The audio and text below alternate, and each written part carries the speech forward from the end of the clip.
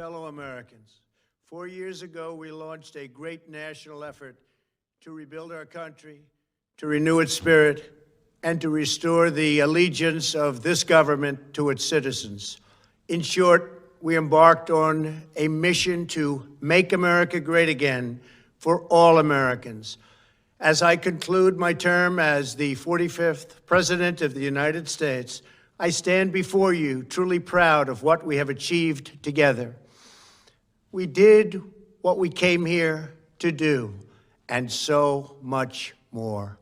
This week, we inaugurate a new administration and pray for its success in keeping America safe and prosperous.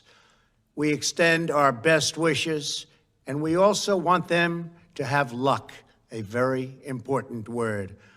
I'd like to begin by thanking just a few of the amazing people who made our remarkable journey possible. First, let me express my overwhelming gratitude for the love and support of our spectacular First Lady, Melania. Let me also share my deepest appreciation to my daughter Ivanka, my son-in-law Jared, and to Barron, Don, Eric, Tiffany, and Lara. You fill my world with light and with joy. I also want to thank Vice President Mike Pence, his wonderful wife Karen, and the entire Pence family. Thank you as well to my Chief of Staff, Mark Meadows, the dedicated members of the White House staff, and the cabinet, and all of the incredible people across our administration who poured out their heart and soul to fight for America. I also want to take a moment to thank a truly exceptional group of people, the United States Secret Service. My family and I will forever be in your debt. My profound gratitude as well to everyone in the White House military office, the teams of Marine One and Air Force One, every member of the armed forces, and state and local law enforcement all across our country. Most of all, I want to thank the American people. To serve as your president has been an honor beyond description. Thank you for this extraordinary privilege, and that's what it is, a great privilege and a great honor. We must never forget that while Americans will always have our disagreements, we are a nation of incredible, decent, faithful, and peace-loving citizens who all want our country to thrive and flourish and be very, very successful and good. We are a truly magnificent nation. All Americans were horrified by the assault on our Capitol. Political violence is an attack on everything we cherish as Americans. It can never be tolerated. Now more than ever, we must unify around our shared values and rise above the partisan rancor and forge our common destiny. 4 years ago, I came to Washington as the only true outsider ever to win the presidency. I had not spent my career as a politician, but as a builder looking at open skylines and imagining infinite possibilities. I ran for president because I knew there were towering new summits for America just waiting to be scaled. I knew the potential for our nation was boundless as long as we put America first. So I left behind my former life and stepped into a very difficult arena, but an arena nevertheless with all sorts of potential if properly done. America had given me so much, and I wanted to give something back. Together with millions of hardworking patriots across this land, we built the greatest political movement in the history of our country. We also built the greatest economy in the history of the world. It was about America first because we all wanted to make America great again. We restored the principle that a nation exists to serve its citizens. Our agenda was not about right or left. It wasn't about Republican or Democrat, but about the good of a nation, and that means the whole nation. With the support and prayers of the American people, we achieved more than anyone thought possible. Nobody thought we could even come close. We passed the largest package of tax cuts and reforms in American history. We slashed more job-killing regulations than any administration had ever done before. We fixed our broken trade deals, withdrew from the horrible Trans-Pacific Partnership and the impossible Paris Climate Accord, renegotiated the one-sided South Korea deal, and we replaced NAFTA with the groundbreaking USMCA. That's Mexico and Canada, a deal that's worked out very, very well. Also, and very importantly, we imposed historic and monumental tariffs on China, made a great new deal with China. But before the ink was even dry, we and the whole world got hit with the China virus. Our trade relationship was rapidly changing. Billions and billions of dollars were pouring into the U.S., but the virus forced us to go in a different direction. The whole world suffered, but America outperformed other countries economically because of our incredible economy and the economy that we built. Without the foundations and footings, it wouldn't have worked out this way. We wouldn't have some of the best numbers we've ever had. We also unlocked our energy resources and became the world's #1 producer of oil and natural gas, by far. Powered by these policies, we built the greatest economy in the history of the world. We reignited America's job creation and achieved record low unemployment for African Americans, Hispanic Americans, Asian Americans, women, almost everyone. Income soared, wages boomed, the American dream was restored, and millions were lifted from poverty in just a few short years. It was a miracle. The stock market set one record after another, with 148 stock market highs during this short period of time, and boosted the retirements and pensions of hardworking citizens all across our nation. 401ks are at a level they've never been at before. We've never seen numbers like we've seen, and that's before the pandemic and after the pandemic. We rebuilt the American manufacturing base, opened up thousands of new factories, and brought back the beautiful phrase, "Made in the USA."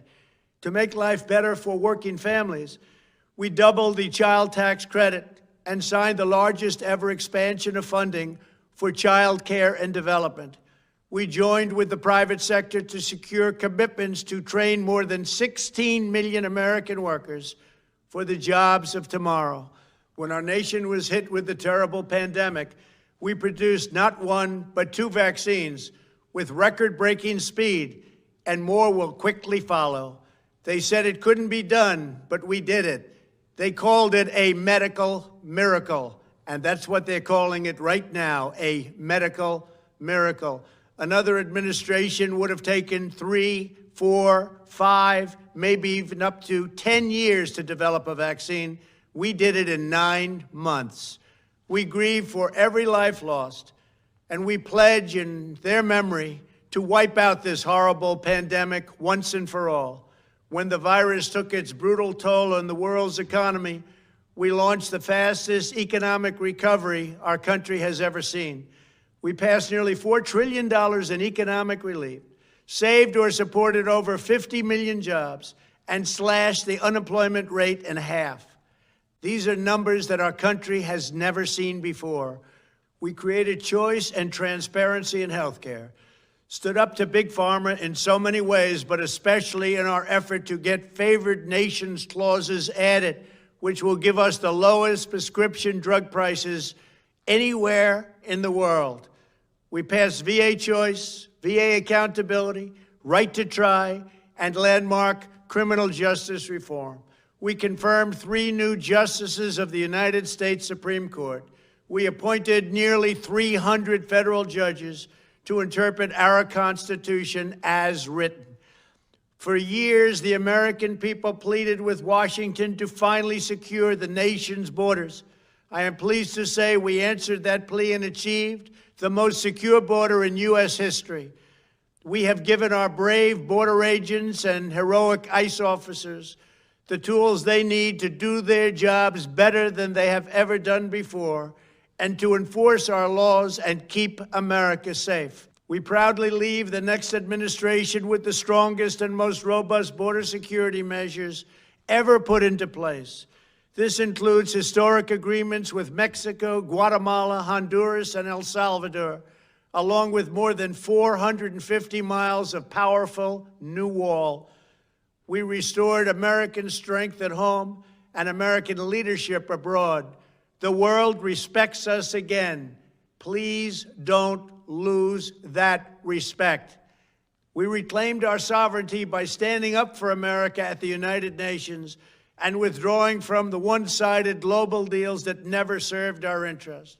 And NATO countries are now paying hundreds of billions of dollars more than when I arrived just a few years ago. It was very unfair. We were paying the cost for the world. Now the world is helping us. And perhaps most importantly of all, with nearly $3 trillion, we fully rebuilt the American military, all made in the USA. We launched the first new branch of the United States Armed Forces in 75 years, the Space Force. And last spring, I stood at Kennedy Space Center in Florida and watched as American astronauts returned to space on American rockets for the first time in many, many years. We revitalized our alliances and rallied the nations of the world to stand up to China like never before. We obliterated the ISIS caliphate and ended the wretched life of its founder and leader, al-Baghdadi. We stood up to the oppressive Iranian regime and killed the world's top terrorist, Iranian butcher Qasem Soleimani. We recognized Jerusalem as the capital of Israel and recognized Israeli sovereignty over the Golan Heights. As a result of our bold diplomacy and principled realism, we achieved a series of historic peace deals in the Middle East. Nobody believed it could happen. The Abraham Accords opened the doors to a future of peace and harmony, not violence and bloodshed. It is the dawn of a new Middle East, and we are bringing our soldiers home. I am especially proud to be the first president in decades who has started no new wars. Above all, we have reasserted the sacred idea that in America, the government answers to the people. Our guiding light, our North Star, our unwavering conviction has been that we are here to serve the noble, everyday citizens of America. Our allegiance is not to the special interests, corporations, or global entities. It's to our children, our citizens, and to our nation itself. As president, my top priority, my constant concern has always been the best interests of American workers and American families. I did not seek the easiest course. By far, it was actually the most difficult. I did not seek the path that would get the least criticism. I took on the tough battles, the hardest fights, the most difficult choices, because that's what you elected me to do. Your needs were my first and last unyielding focus. This, I hope, will be our greatest legacy. Together, we put the American people back in charge of our country. We restored self-government. We restored the idea that in America, no one is forgotten because everyone matters and everyone has a voice. We fought for the principle that every citizen is entitled to equal dignity, equal treatment, and equal rights, because we are all made equal by God. Everyone is entitled to be treated with respect, to have their voice heard, and to have their government listen. You are loyal to your country, and my administration was always loyal to you. We worked to build a country in which every citizen could find a great job and support their wonderful families. We fought for the communities where every American could be safe and schools where every child could learn. We promoted a culture where our laws would be upheld, our heroes honored, our history preserved, and law-abiding citizens are never taken for granted. Americans should take tremendous satisfaction in all that we have achieved together. It's incredible. Now, as I leave the White House, I have been reflecting on the dangers that threaten the priceless inheritance we all share.